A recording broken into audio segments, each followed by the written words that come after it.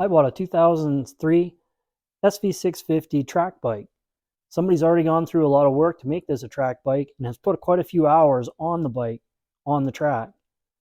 I'm going to go through this bike. We're going to pull the panels, pull the tank, and have a look at all the components and see what needs servicing, what needs replacing, and what it's going to take to get this thing ready for the track. Stick around and let's find out what we got.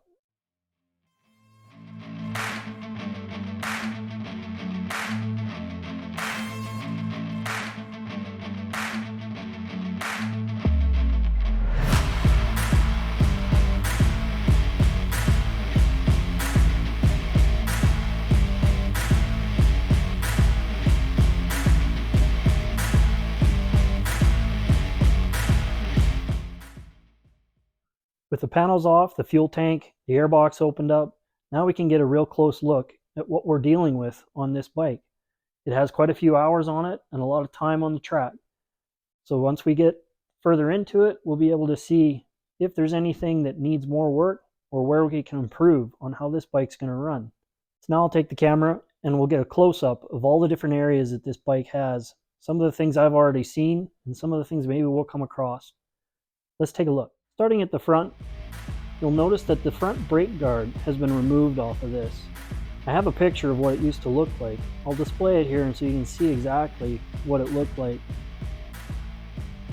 It was working to the extent that it needed to be, but not quite to the standard I'd like to see. So we'll put a new one on there. Also with the front brake, you notice it has quite the interesting way of supporting the reservoir to the handlebar. That's not going to fly for me. We're going to need to take that, make a better bracket, and make that brake reservoir more secure. Moving back down from the brakes, you notice the brake lines. They're zip tied and routed on different sides of the forks and moving all over the place. This kind of routing could potentially cause binding in a turn, or even just, it doesn't look nice. We're going to reroute that, rebleed the brakes with some fresh brake fluid, and make sure everything is in the proper alignment. Also, continuing down the forks, notice that the forks themselves are actually leaking. There is oil residue that is building up on the forks. Needs some new seals and definitely some new oil. We'll probably do a complete R&R of these forks and video the whole thing and create a video just for that.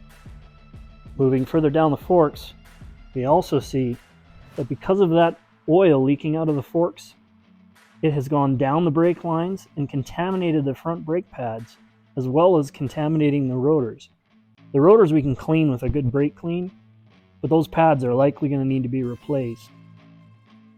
The switch control on the handlebar on the right side still has the stock hazard lights along with the normal stop, kill switch, and start button. I will be installing another switch housing that has eliminated that, and we'll hook it up so that it may not even have a key switch anymore. Moving around to the left side of the bike, you can also see where he had the telemetry box connected to the fork. This will probably be fine, but we'll have to remove the mounts in order to change the fork seals. You can even see that some of the motor mounts are coming loose. We're definitely going to have to go through this bike entirely to make sure all the bolts are tight and everything is safety wired correctly. Moving forward, I did put some paper towel into the intakes so that we did not get any contamination into the engine. But you can see the airbox is kind of dirty inside from crankcase breather blowing oil up into the airbox. Hopefully we don't have an engine issue. We will do a compression test and leak down to determine if this engine is good for racing. Moving down around the left side, we're also going to come across to the shifter. The push rod for the shifter is also not adjusted correctly and is loose, so that means we're going to need to adjust it. But I did plan on installing a quick shifter for Dynojet, and we're going to have to make a new shaft, new rod, and install this in place so that we can equip it with a quick shifter. Further back, the chain and sprockets are in good condition, but may need a clean and lube. But also, what is this? The club that I'm joining is the EMRA in Edmonton. This club maintains that you need to have a shark fin to protect against any hands or feet getting into the chain and sprockets. But this, I think we can do better than this. Moving around to the rear side of the bike, I think we're going to change a little bit of the wiring. You can see where the Dynajet power commander is installed, but everything's just kind of laid in here. Myself, I like things to be tidy and neat and buckled up tight. As you can see, the guy has also put on an aftermarket stubby exhaust. Hopefully the decibel rating isn't too loud for the track we're in. We're only allowed to run 94 dB for the track that we're going to be riding on. If need be, I might have another exhaust system that we can put on. Not to mention, this heat shielding is so ugly. I'm sure I can find something better that I can put on to protect from melting boots on this exhaust system. Looking deep inside the back, you can see the rear shock. It's very dirty, and I'm suspicious if it has ever actually had the oil changed in it regularly. A good suspension should have its oil changed at least once a year. Now that we've had a quick walk through this bike project, we also are going to be, at the end of the mechanical, be putting on these brand new hot body race plastics.